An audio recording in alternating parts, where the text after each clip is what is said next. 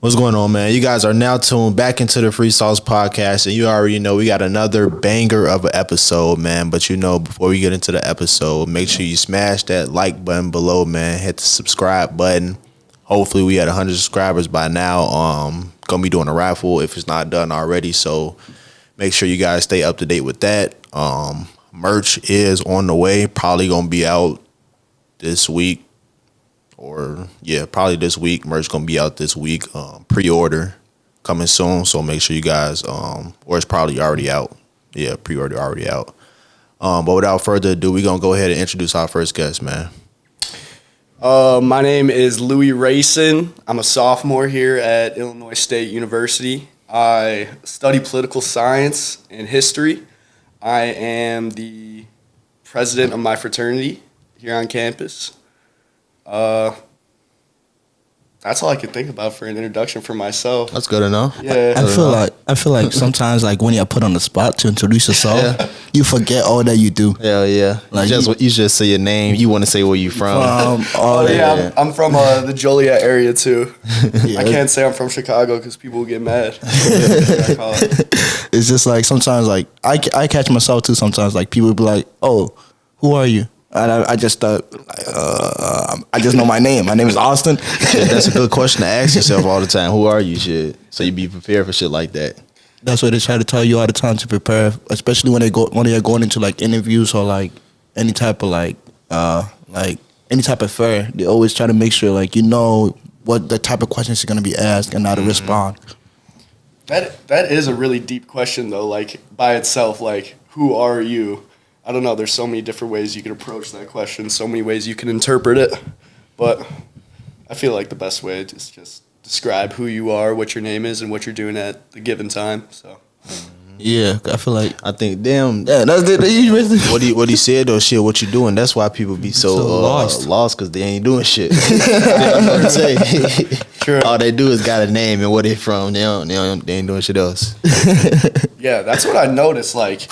Once I got to college, I kind of got to see firsthand that people really do just, like, go with the flow. Yeah, like, they're really not even on shit. They're just doing what they've been told to do.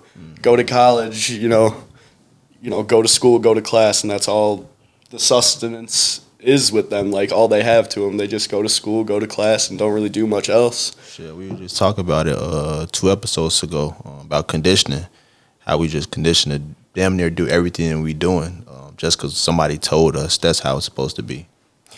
Yeah. I mean, I think I do that a little bit to an extent, too. Like, we all do, yeah. For me, personally, like, okay, who's your guys' like, biggest motivation? Like, this one person tells you to do something, you're like, okay, I'm going to do it because this person told me so. Mine's my grandma, personally.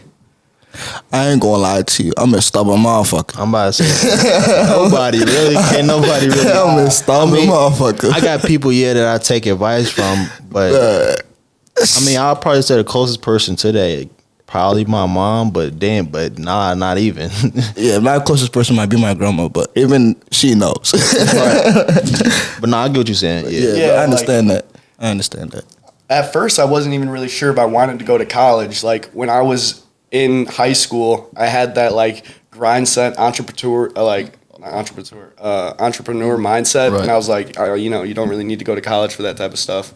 But my grandma was like, go to college, like get your education. It's gonna work out for you in the long run.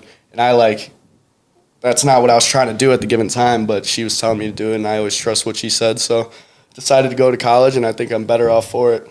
I appreciate that piece of advice. And in that same sense too, I feel like sometimes we all need that guiding force behind us. You might have something that you already think you don't need, but the whole time though, having somebody else in your corner tell you, okay, look, this is what you're supposed to be doing, brings a whole another level of attention to what you're supposed to actually be doing. Because let's say you took the route of entrepreneurship, okay? And let's say you didn't go to college. And let's say, you've been doing everything that you're supposed to be doing for entrepreneurship, and let's say you fail, right? Many people wouldn't know how to fall back. Many people wouldn't know how to stand back up. Many people wouldn't know. So having some type of, I guess that's why is the safety net of college, having something to come back and rely on. Because not everybody can be an entrepreneur. Only a small percentage of population can actually fall down and get back up by themselves. Nah, that's true. So having that person be like, okay, look, I know you don't want to do college. I know it's not for you, but it has come to show through history like that route is the safest route for a lot of people. Yeah, and I feel like along with that, especially when it was coming from my grandma, I feel like at that point in time, she knew me better than I knew myself. Right. Like, I thought that maybe I would be cut out for being an entrepreneur, but looking at it now, I think I'm like in the perfect career path, like studying politics, like shaping myself up to go to law school. That's right up my alley. I think I am going to enjoy that way more than I would enjoy, starting a business.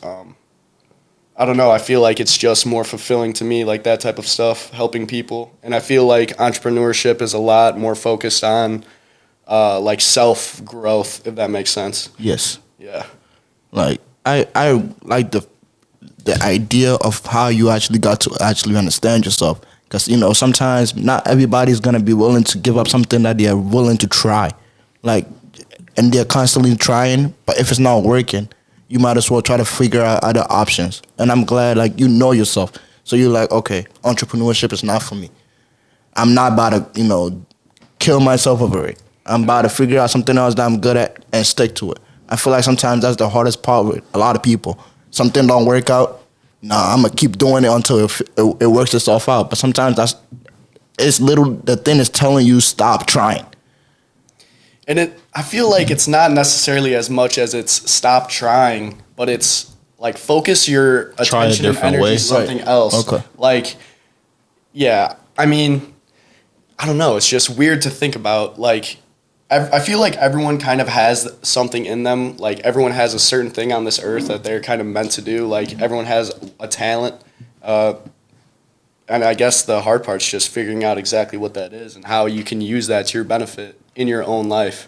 I think I don't know. I think it's hard as hell to figure out what the fuck am I good at. Because I think it could be hidden in so many different ways. Like, you might be the best fucking physical therapist in the world. Exactly. But it's hidden in so many different things that you don't even know what to look for. You wouldn't know if it just came and hit you in the face. You wouldn't know that's what it is because you're not even looking at that right now. You in politics, law school. You in a whole different type of Ball game. area. Yeah. But your real thing is physical therapy. So it's so hard to know what you really supposed to be doing, especially when your focus is really 10 toes behind something else. Like, shit, right now we 10 toes in this podcast. We supposed to be fucking world class athletes, weightlifters or some shit like that. But we doing this podcast shit. Who knows? Yeah. But I think the important thing is you do gotta get out there and do shit. Try. So when it don't work, okay, let's check that off the list. And I think how society has grown and how it's like today, I feel like it's made it harder for people to take a step outside of the box and figure out what they're actually good at. 100%. For me, at least, whenever I'm on social media, like I'm sure you guys have seen the videos, like dudes will get clowned for having a job. Yeah. Like it's like, oh, like you don't have a business, like you don't work for yourself, you work for someone else, like you're a scrub. And I don't know, I feel like that whole mentality is like really fucked. And it's hurting people. Yeah, I mean, the whole 9 to 5 thing is, I don't know, it come from people being maybe, I don't know, uneducated. But then again, like doctors, that is a 9 to 5. Like a lawyer, that is a 9 to 5. Like, yeah. If you a CEO, that is a 9 to 5. You a executive, that's a 9 to 5. But these people make hundreds of thousands, millions of dollars. So yeah, they in the top 1%, but they still work a 9 to 5. So which one is it? Do you not work nobody to work 9 to 5s, or you do want people to be millionaires? It's a trade off at a certain point. Right. And I feel like the agenda of having people be like, okay, I don't need nobody else. I feel like that's where the problem is stemming from. You're getting a lot of people not saying I don't need nobody else. I'm just figure things out of myself and just figure out what I'm good at or do what I'm good at. But the whole time, what a lot of people don't realize is like, no matter what field or job or business you create, you always gonna need what? People. You're gonna need. You have a business. What you gonna need? People, customers. You don't have a business, what you gonna need? People to still socialize with. I feel like many people are like use the social media aspect of entrepreneurship. Quit your job, quit your 9 to 5, just go start a business. But whole time you don't realize not everybody's a good leader to run it, and not everybody's good to run a business. Not everybody has the skills. You gotta, like you said, you gotta figure out who you are as a person, like what you are good at. Just because you know how to communicate to everybody doesn't mean you can run a business. And I think the biggest thing is we got to look at what the shit comes with. Like a lot of the shit comes with shit that we don't want. Like a lot of stress. A lot of times entrepreneurs don't know how they finna pay their bills, how they finna eat. A lot of times the best thing for people is to work that 9 to 5 so they know I'm finna have this check every 2 week, every month, I'm finna get this bonus every 3 months. That's the best thing for people because they don't want to be worried about how I'm finna eat. Right. You know, that's just creating a lot of unwanted stress for a lot of people. Some people thrive off stress. Some people like the joy, the thrill of, hey, I gotta go get it. I gotta hunt and shit like that. And for the people that's in tune with that, go do that. But a lot of people, majority of people, not. That's why a lot of people, once they take that entrepreneur route, they're like, nah, that ain't for me because it's a lot of times where I'm just lost. I don't know how I'm finna go to the next step. Right. Yeah, I mean, it's like you need to be somewhat stable to grow. Yes. And you can even see that in like even in the environment, like exponential growth when it comes to, you know, animals or plants or whatever. Like you need to put yourself in a position where you can thrive and you're not under constant stress trying to thrive, but rather if you put yourself in the right environment, it should come naturally. It's easier to do. It's like not a similarity or analogy I'm gonna put it with it. It's pretty much like you look at rappers, right? They don't blow up out of nowhere. Okay, first off, they're gonna have to, you know, grow out of their environment. They're gonna have to blow up in their environment first, and then also blow up in their city, and then after that, they blow up nationally. But people don't realize, like, sometimes all you need to do is blow up in your little environment that you have around you, just to go to. That's how you move to go to different areas. But a lot of people want to skip that step. You can't skip that part of the growing process because I feel like when you're trying to, you know, get to your goal as quick as possible, and we all want something that's quick. If you want to get to your goal as quick as possible, and you are neglecting the part of you growing, that whole journey is going to be for nothing. Because you didn't allow yourself to actually experience what you were supposed to experience. So when you get to the end goal that you wanted, you know how to embrace it. Exactly. And I got a question for you guys. Yeah. Have you guys had like a long-term goal that you guys accomplished like in your whole life? Yeah. Maybe a goal that you've had for more than 5 years at a time and you accomplished it one day? 5 years? Yeah. I'm throwing out a number out there, but any long-term goal, whatever you see goal. That. Yeah. How'd you guys accomplish your goal, and what was the goal? I just say doing the same. I should say really not giving up on what I was trying to do. It was really just a mindset thing. I was trying to change my mindset when it came to dealing with stress and shit like that. Okay. So dealing with adversity, I would say. So I was going through a lot of fucking adversity and shit like that, and I was just trying to change my mindset on how to react to it, basically. And now I feel like I'm in a space where damn near throw anything at me, I handle it correctly. You know, not saying I won't feel no feelings, but I'm just saying I react to it in the correct manner. Mine was pretty much going to college. Like, I just knew for me, I had sisters already set the route. I knew from the moment I was in 8th grade, coming from a whole different country, and like you saying, having like my grandma in my ear at such a young age, I just knew I was gonna end up in college, and I knew I was gonna end up in college just because my sisters already set the bar. They already, you know, graduated high school, going to college. So I was just in the back of my head, I was like, you know what? Even if it's not my goal, it's something that I want to accomplish. And that being here, I feel like I accomplished that. Yeah. For me, I feel like long-term goals, that's one of my biggest motivators. Like having a list of goals and consistently working on it, like you were saying. I feel like that's one of the best ways for personal growth. Like for me, one of my biggest long-term goals was to go to law school, or study abroad. Right. And it's going to combine into both. I'm going to go to law school abroad, and that has been set up for me already. I've talked to the admissions office at the University of Amsterdam. I'm planning to go there as long as my grades are staying, how they're supposed to be. I should be set up to go, but I can't say that I've accomplished that goal quite yet, but actively working on it to ensure that my plans don't change and my plans remain the same. Right. I don't know. I feel like that's good for my psyche and just good overall, like growing myself into being a man, like having long-term goals and consistently achieving them and setting more and more small-term goals as well. Like maybe on like for a year, like I wanted to be the president of my fraternity. Right. And I'm a sophomore. I set that goal my first semester, my freshman year. It took about a year and a half. I accomplished that goal. That was really fulfilling for me, the fact that I was able to accomplish this goal, and I want to get reelected again. So I need to be consistent with the things that I'm doing that put me into this place in the first place, and hope that it can replicate itself next semester. And by accomplishing that, that does something for my confidence, and it also does things just for me. I guess it's growing skills that I wouldn't have been able to grow otherwise if I wasn't constantly chasing these goals. I think the biggest thing in what you just said is probably the most simple thing. That's just setting goals. Yep. It's just he said it. Just setting goals allows him to constantly want to improve or constantly need to improve in order to get to these goals. He wants to be president. Got there in a year and a half. He wanted to study abroad and go to law school. That's forming, but he's still working at it. But it's coming into form. He's seeing it. So now it's like, okay, this is really becoming possible. Let me keep on working at it. It's right. It's in my hands. It's right there. Let me go and grab it. So the biggest thing is just setting goals. That's just how you get from point A to point B.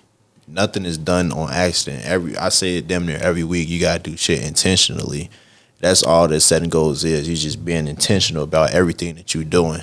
When you say, I want this car, that's a goal that you setting a goal. So now everything that you finna do for these next 6 months, 3 months, however long you taking to save up for this car, everything that you're doing should be intentionally to get that car. You say, I want this girl. Everything you're doing for the next week, the next 2 weeks, a month should be intentionally to get her attention, something like that. It should be intentionally to get what you're trying to get, really. Yeah. And it's like he said, it's one thing to set the goals, but it's a whole another thing to actually work towards it. Like, we all have goals that pop up in our head that we want to accomplish and all that, but it always comes down to who's working towards it. It comes down to, and for some, all I'm gonna say is pretty much like, just write it down. If you consistently see it, if you consistently see the goals that you actually want to accomplish, you are more likely to work towards it. Because sometimes it's one thing to just dream about shit. It's one thing to just imagine what your life would be if you had whatever you're dreaming about. But it's one thing to consistently work towards it. And I feel like that's pretty much also a point you were trying to get to. Yeah, just like moving throughout your life with a purpose. Like everything you do is purposeful. Everything you're doing is calculated. You're doing the things you do for a certain reason that can only benefit you in the long run. I feel like people really go astray when they're not being driven by something outside of themselves. Right. Like when people are, acting just on their own behalf. Because if there was no external factors, I'd just be lazy. Like I wouldn't get up. I wouldn't go to class. It's like he's not lying. Just being driven by external factors, whether that be people around you, like the example of our grandmothers, or goals that you set for yourself. That's where people make the real gains. So in their life. This been coming up lately a lot for me. Basically, it's like we doing a lot of the shit we doing, but we not really supposed to be doing it. Our way of living as human beings not supposed to be that way. Yeah. You're not supposed to just be waking up and just going to work and just waking up and doing it all over again and over and over. It's one of the things I'm taking a philosophy class right now, and basically he touched on it heavy. Like it's very high levels of stress and anxiety right now. which is an indicator that whatever way that we live in, like whatever life we live in right now, is not designed for us, basically. I mean, yeah, especially you could look at like the early human days as an example of that. You're not supposed to, go to an office building, sit down in a chair with these bright fluorescent lights shining on you all day, sitting crunched over, typing on a keyboard, going home to, not a very fulfilling home life. That's not, humans are meant to thrive. Like, you can even look, here, let's think of an example in history when people made when Americans, for example, made our greatest jumps. I like to look at the Industrial Revolution, right? Mm-hmm. People were extremely uncomfortable before the Industrial Revolution. This is like before cars. This is before a bunch of different trains, like before the production of steel. Life was hard for these types of people, and people innovated. They went out and they were doing something for the first time that, like, the first time humans were doing this in all of Earth's history. That was not only fulfilling for the people that were filling those jobs, but it also proved to be great benefit to society. Like, when people in general just get in that hamster wheel, things fall down and go down the drain at a larger societal scale. And I feel like that's kind of how things are going right now. Like, in our current lives, we could, like, I always keep tapping back into social media because I feel like it is so like potent in our day-to-day lives. Everyone on social media, they're all doing the same thing. They're all promoting the same type of thing. They're trying to push people into this same type of life, or trying to show you what life should be. Yeah. And when people aren't able to get that, they get depressed and they fall into, they think that they're not good enough, less, like, not successful. Kind of how we were talking about with the 9-to-5 thing. And people need to innovate to get rid of, because you mentioned, like, everyone in society today is stressed out. Like, there's a bunch of anxiety, and I feel like that could, be deterred if people had the idea that they can innovate. They don't have to be what they see on a day-to-day basis. They could be their own entity and make change for themselves how they see fit, not how others see fit. Yeah, that's what I was going to say. Like, I think we just lacking individuality right now. Exactly. That's the biggest thing that we lacking is, you said this shit. We everybody on social media damn near the same person. Exactly. They just look different, but everybody on social media damn near the same person because we consuming the same shit, we sharing the same shit, commenting, we all seeing the same news feed. Especially if you're on TikTok, you just all fucked up because you just seeing so much bullshit. It's crazy.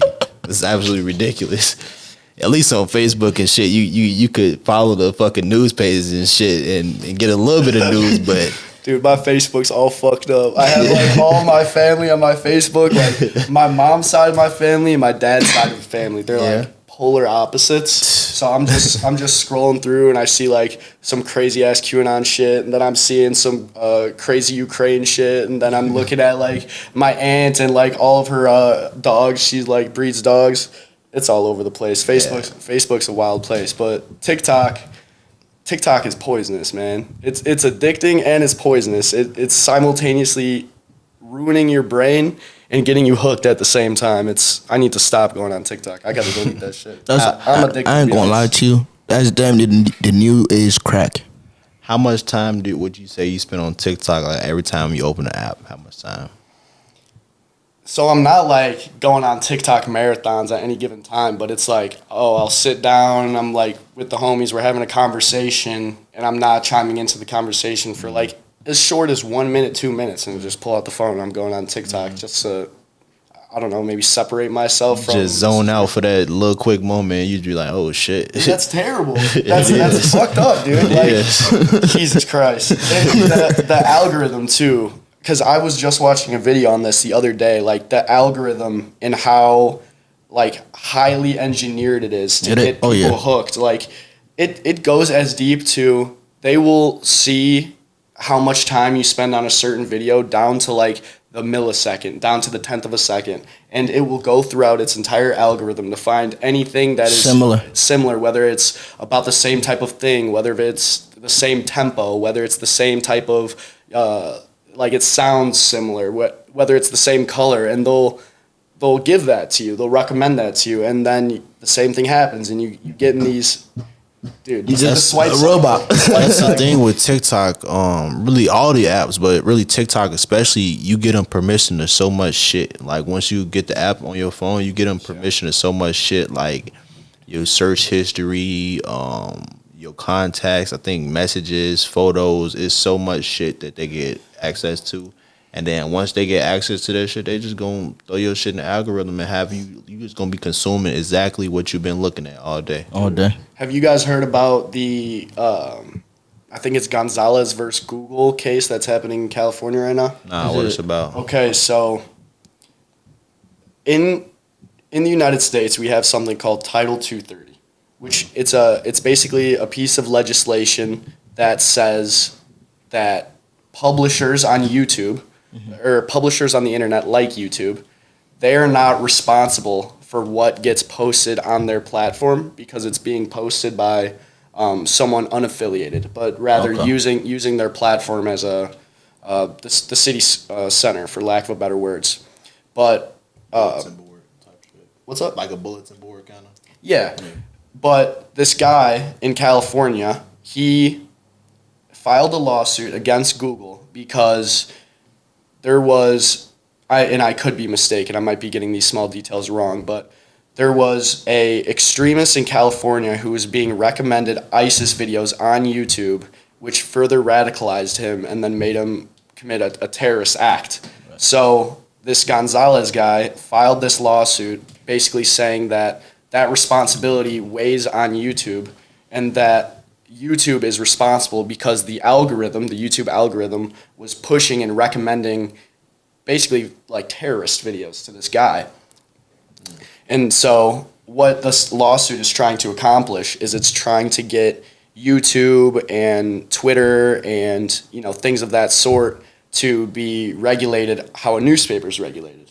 So in a newspaper, it's filled with articles from different journalists, but the articles, they have to get cleared by the newspaper itself because you can sue a newspaper for defamation. You could sue them for slander, but you can't do that in the same fashion with YouTube. Social media. So there's this lawsuit. If Gonzalez wins, it's basically going to take the algorithm away from YouTube. You won't be recommended videos anymore.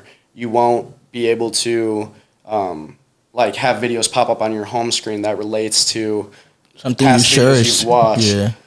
And I don't know, I think that's, even though we're talking about how fucked up these algorithms are and like how much they're learning about you with your own data, but I don't want that to happen. I still want YouTube to be able to recommend me videos because the algorithm's actually good. Like, they're good at what they do. I'll watch a video, algorithm picks it up, and it shows me, like, the fucking best other video to watch. I'm finna say, yeah, that's true. Sometimes you would search something up, click on a video, and be like, oh, but damn near, this is exactly what I'm looking for, the video that's recommended. Dude, it's crazy. Like, you guys can take out your phones right now, go on YouTube, look up the same title of a video, and different videos will pop up due to your guys' history, search history and stuff like that. Yeah, it's crazy, man. And then especially how like all the YouTube and Google servers are all tied in with Amazon, and Amazon simultaneously taking your data to promote you different advertisers. Like, you guys have seen all the tests where it's like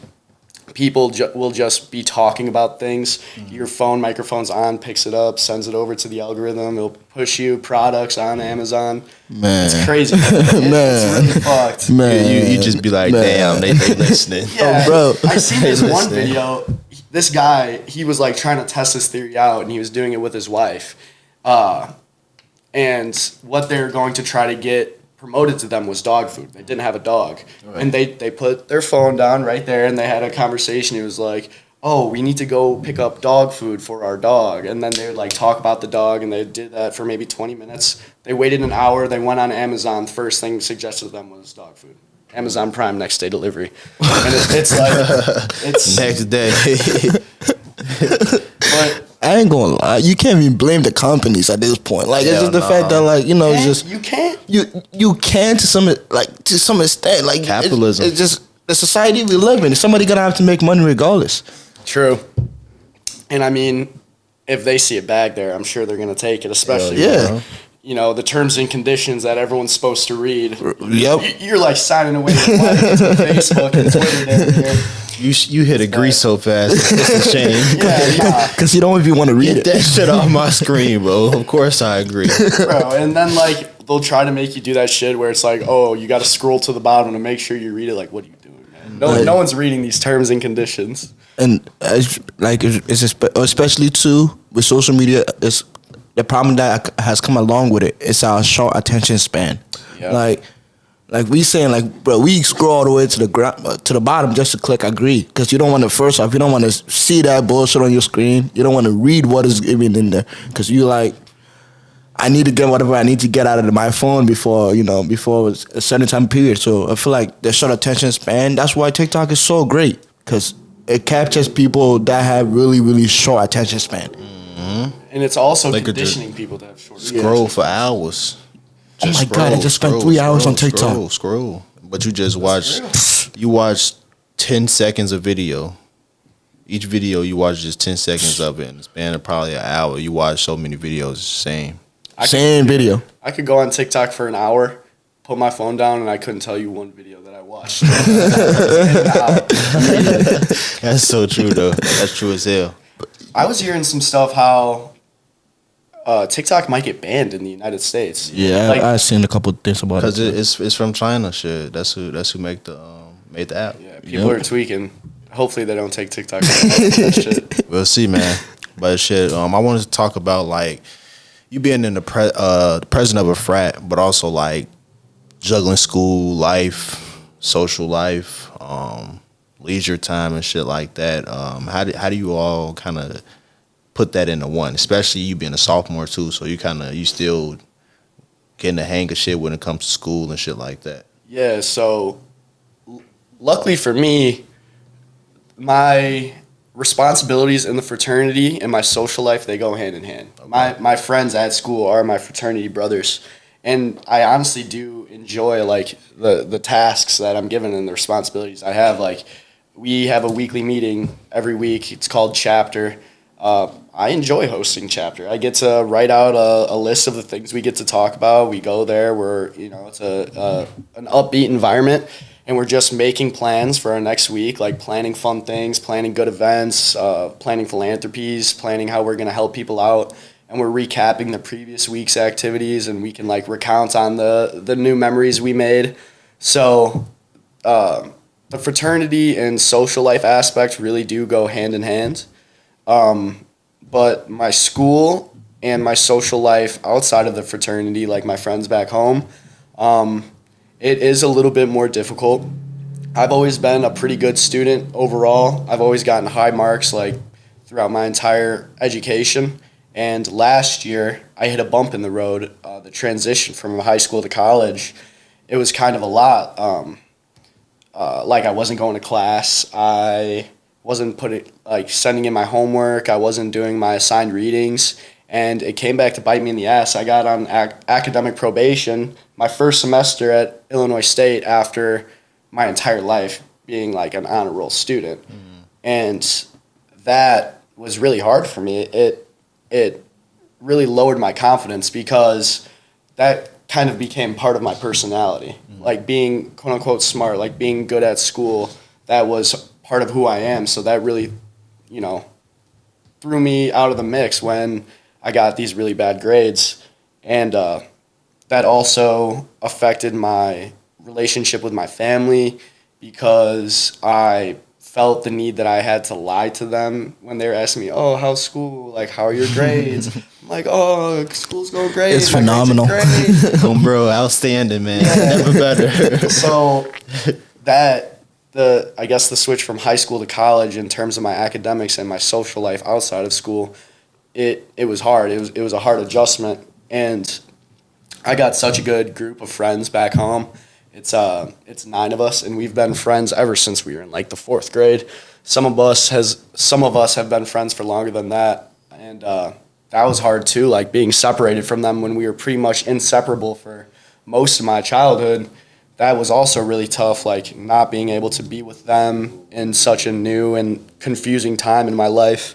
So, yeah, my first semester at ISU was difficult, but they started getting better pretty fast. Like Aaron and Joe, you know Aaron and Joe, two of my best friends from back home. I was inviting them down all the time last year. I was inviting them down all the time last semester, and I was able to show them a really good time and kind of show them the ropes on how things worked. And, luckily I had 2 open rooms at my crib, so they moved in to my house, and now they're rushing the fraternity. And so that's nice, having people from back home that I've known for a really long time, like kind of as a foundation there with me. And it also makes me happy because I'm getting to share like the good times I'm having with them. Because although my first semester at ISU was hard, it wasn't the best for me. Past that, it's been nothing but great. I love everyone in the frat. I love all the people I'm meeting. I love the new opportunities I get to do on a day-to-day basis. I feel like for the first time in my life, I'm making actual decisions that have actual consequences. Like there's stakes to the things I'm doing. And then, when the combination of not having to see those stakes, not having to see the detriment, can't find a good word. Detrimental? Yeah. Just being able to accomplish these things that are hard and having people that you love and care about come and experience it with you and being all in it together, it's been good. So before trying to balance school, social life, and the fraternity, it was hard. But I feel like I found a really good method to handle it now. And I think I'm better off for that. How about you guys? What was it like your guys' freshman year? We came in during COVID year, so everything was online. And if you had fell in online school, I'm sorry, bro. Like, but like, come on, like, it don't take much effort to find the answer. I'm just being honest. Like, if you're doing online school, it doesn't take much effort. But like, one thing that you said though is also like I can attest to, I agree on. It was kind of like, so I came down here, Illinois State, with 5 of like my really good friends from high school. So like we went everywhere together. We did almost everything together. And then when we got down here, and I'm glad everybody started to like somewhat separate. I'm glad everybody started, figuring out what they're good at. Everybody started, doing their own thing. I'm glad for that.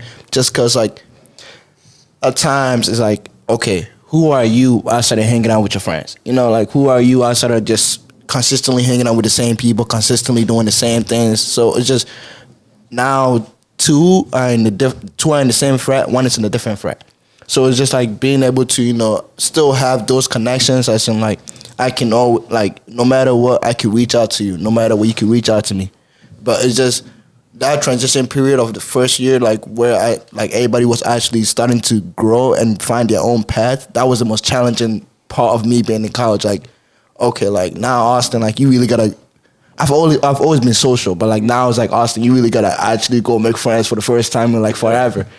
And I feel like that was like kind of like that was probably the hardest thing I had to do in my freshman year. Yeah, that's actually something I forgot to touch on. How weird was it trying to make friends for the first time in forever? You were a little kid. That's weird, because it was the same story with me. I wasn't really spreading out for my friend group much once it's been formed, and that's like looking back on it from a third person point of view. The ability to make friends is like such an extremely valuable skill. It's probably one of the most valuable skills you could have. It's underrated. Yeah, it really is, and it's a shame that some people aren't good at it. Because there's some people that are just antisocial and stuff. I don't know how they get by. I don't know where I'd be if I didn't have good friends that could help me with what I need help with. All right. And then Ricky, can you answer this question from earlier too? Shit, freshman year, I mean, it was, I would say, yeah, it was COVID, so a lot of time inside, a lot of time I guess the people that you did meet, kind of get to know them a lot because you didn't have shit to do. A lot of bullshitting. Yeah, I would say freshman year, I kind of learned a lot shit about college, how much freedom you would have, kind of like how shit worked, even though it wasn't full. school and shit like that. But I think that the biggest thing that you kind of take away is kind of how to go into sophomore year. You talk about like you had to be on academic probation, and you kind of you learn like, okay, damn, I can't do that. I gotta switch up some how I'm doing things and shit like that. I think that's the biggest thing. You just learn, okay, this is what I cannot do. You know, you learn a lot about what I cannot do and how to correct that shit. So Yeah. I think First that's the time in my biggest life thing. I had to study. Right. Actually Right. study, sit down, read my book and study. Like Right. that in itself, that was a big thing. Like, oh, That's damn. a big adjustment. Shit. Yeah, damn, I actually need to like try hard. It's Yeah, not just easy. It's like, jeez. You hit it right on the head. Trying to relearn how to study. Oh my goodness! Because also like sophomore year, you can't. I mean, we kind of still have COVID here, but the following semester we didn't really have COVID, so it was kind of like in person. Oh my God, going to classes and actually trying to put in effort. Yeah, and just not having someone on your ass to like Yeah. go to school. Because at least for me, when I was in high school, if I just didn't go to school, like that doesn't fly. Like my dad's gonna be on my ass. But in college, it's like No one's there. no one's gonna tell you to go. No one gives a fuck. Absolutely not. Absolutely, and also is the fact that you gotta be your own discipliner. Like Yup. a lot of people don't realize it until a couple of years into their college like years, but like you gotta actually sit down and be like, okay, if I don't do this, it doesn't affect anybody else around me but myself, really. Like the moment that sinks in, that's when you actually start to actually take initiative. Like, okay, if I don't go to class, I'm not gonna want to graduate on time. And what are you doing? You're pushing everything else that you wanted to do in the future back. Yep. If I don't go study, I'm not gonna pass this test. And now guess what? Now you might have to have time to study because now you can't go out because the next test you want to have a better grade for that test. So now you can't go out. If I don't do this, you start to realize there's always repercussion for your actions. Not only is there repercussions in an actual sense, but for me as well, I get like stressed. If I miss class and I'm missing my homework just from what I experienced my freshman year, I get super stressed out and I get super anxious. And there's really no way to combat that if you're not going to class. Like I was sick a couple weeks ago, last week actually, when I wasn't able to make it to the podcast and I had to miss class. And that like stressed me out. That was pretty bad. When I eventually got back, I found out that I really didn't miss anything, but just falling back into those patterns of slacking off in itself is scary. I was just gonna say it's not the thing of okay, I missed one class, I'm gonna fail the whole semester. It's not that. It's just that you know what that can lead to. Yeah. You know what missing one class could turn into 2, 3, 4. And now you done Missed a month. Yeah, and you done missed 2 quizzes, test tomorrow, and you fucked. Yeah. That you know what missing one class could lead to. So it's kind of like just being aware, but also kind of knowing like, okay, I can miss today, but we got to get right back at it because I know that could just lead down a terrible path. And you touched on it too. Like it's pretty much like the moment you realize or you give a certain amount of care to something, you are willing to put in your best effort. Like if you really care about doing the things that you say you want to do or the things that you want to accomplish, you are more likely to actually put down your best effort. As in, you are more likely to take all the steps necessary to make sure you get that thing done. And I feel like sometimes people throw ideas and things around, but there's no care factor. There's no is there a part of you that actually care if you get it done, or are you just saying that because it sounds good in your ears? I know what you mean. Wait, were you asking me? No, that I just feel like sometimes that's how a lot of people are. They just say things because it sounds good in the ear, but there's no part of themselves that care for it. Yeah. You go ahead. I was just going to kind of follow up what you were saying. We were talking about the changes in society and like the society that we're living in today. I feel like another thing is the lack of ambition. Like people will do things because other people are telling them to do so, like on social media, but they're not doing it for themselves. Like they're not ambitious in the sense where they want to, grow themselves, be successful for themselves. They're doing it for other people. I think it just go back to the lack of self identity. We don't like you said. Just going back to what you said, they might say something, but they don't care about it. That's because it's just lack of self identity. They getting that idea from what they seen somebody else doing, what they seen somebody else looking like, somebody else life looking like. Oh, he lived in this type of way, and he got there by doing this. So now I'm gonna do that same thing. Nah, that's not how it works. That's how you lead yourself down a miserable life to the point where you're not happy. You like everything. You don't want nothing that you got. You just want to give it all away because this is not what you really wanted to do. But that's because you was going off somebody else's life. We lacking self identity along with that ambition. That alone comes with that. When you got a self awareness of who you are, then you ambitious to what you want. But if you don't know what you want, you lacking that ambition. Yeah. Ambition is, I don't know, it's one of the best traits you could have, being ambitious. I got a question though, but it's kind of on a different note. Okay. Have you guys traveled a lot in your life? I traveled a decent amount. Yeah. Where have you been? I've been to. I haven't been out the country, but I've been Florida, Atlanta, California, St. Louis. I've been to 12 states. That's 12 states? yeah. Okay. Detroit, yeah, like 8, 9, something like that. I feel like traveling allows you to, what's a good way to word this? Change of scenery. Yeah, seeing how other people do things around the world, that can help raise ambition, and that can help you create a, like you were saying, like a personal image and figure out the type of things you want to do.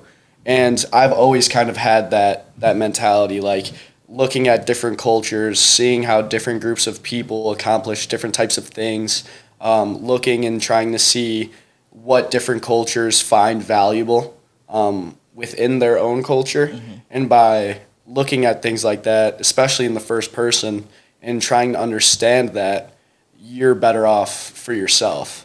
That's why...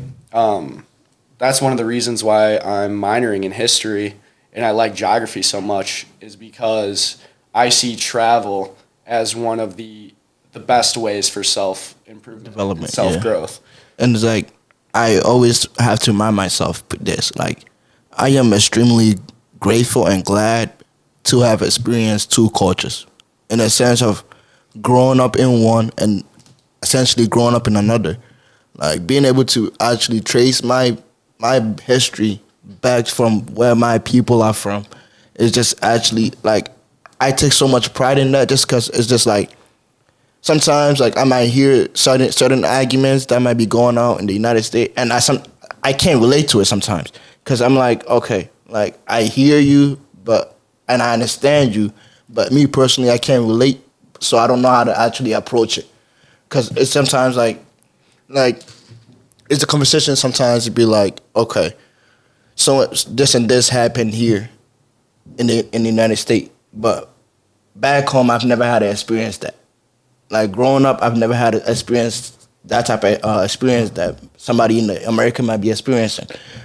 And I would try to understand, but I just know as much as I try to understand, I will never feel that amount of pain or the amount of struggle in that, just because I never, or my people never had to actually experience it.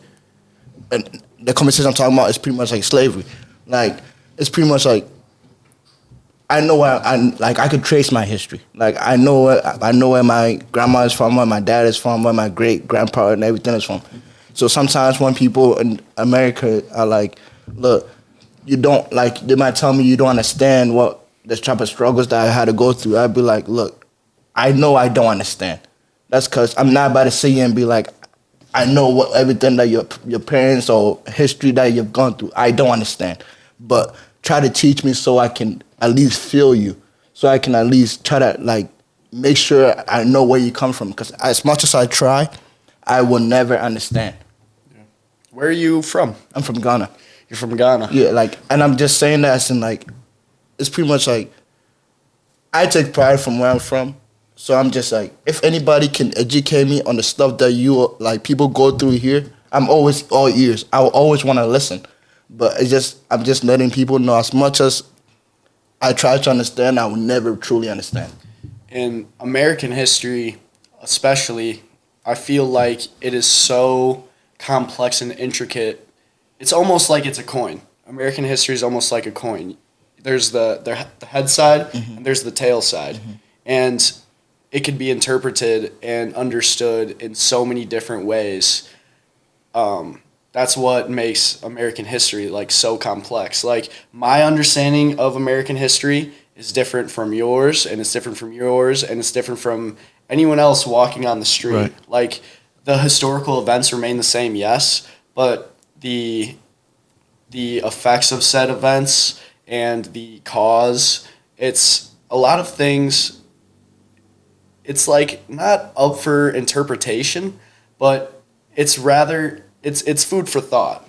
You kind of think on, what caused a certain event in American history to happen and all the context behind it, and it's, I don't know, it's very in depth, and it's different for everyone, I feel. Yeah, I think that's what makes the U.S. the U.S. It's so diverse. Yeah, it's super diverse. You don't have one set ethnic group. You don't have one set religion, one set race. You don't have any of that. So everything is going to be up for debate because everyone's coming from a different background. Everyone comes from different values and things like that. So the U.S. is always going to be that food for thought place, that place where it's like, oh, it was like this for this person, but on the other hand, for these people, right, this way. It's always a side and a B side.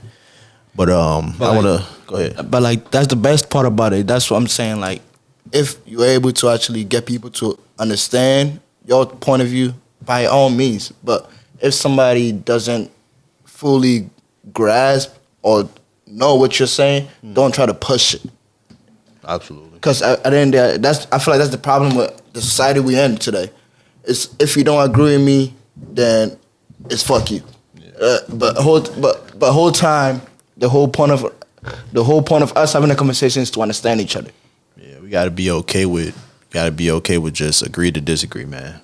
We gotta be okay with that. Just walk away, be like, okay, I understand you, but we're not agreeing, and that's okay. Yeah, that's okay. But a lot of people nowadays in the society, I don't want everybody to think like me. That's not the society we headed towards at all. Yeah, I don't want everybody to think like me. I'm glad we can disagree but still have an understanding of each other and respect each other.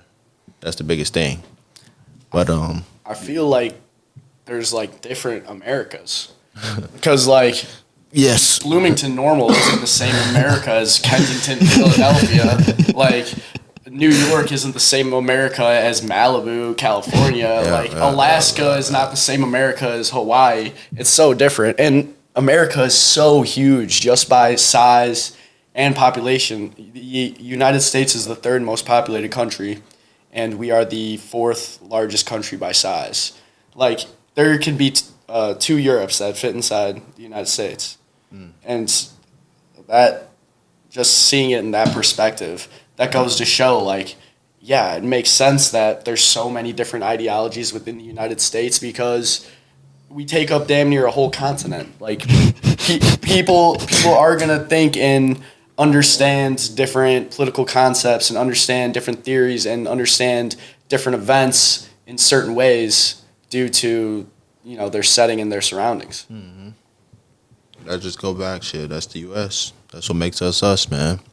Yeah. But I want to thank you for coming on the show, man. You offer a lot of insightful ideas, a lot of insightful point of views. But if you want to get the people somewhere to kind of reach out with you, if they want to kind of chop it up with you or just interact with you, anything like that, your social medias, anything? For sure. My Instagram is at Louie Rayson. Right now, me and my fraternity, we are hosting a toy drive with Advocate Christ Children's Hospital. We have a $5,000 goal, and we're hoping to, raise money and hand out some toys to the kids for St. Patrick's Day. Thanks for having me on, fellas. How can we donate to that? So if you guys go to my Instagram, the link will be in my bio. I'll get you guys with the bio as well. If you want to toss in the bio, that'd be sweet. You can say it on here too. Yeah. What's your Instagram so they know what to do? At Louie Rayson, just my name.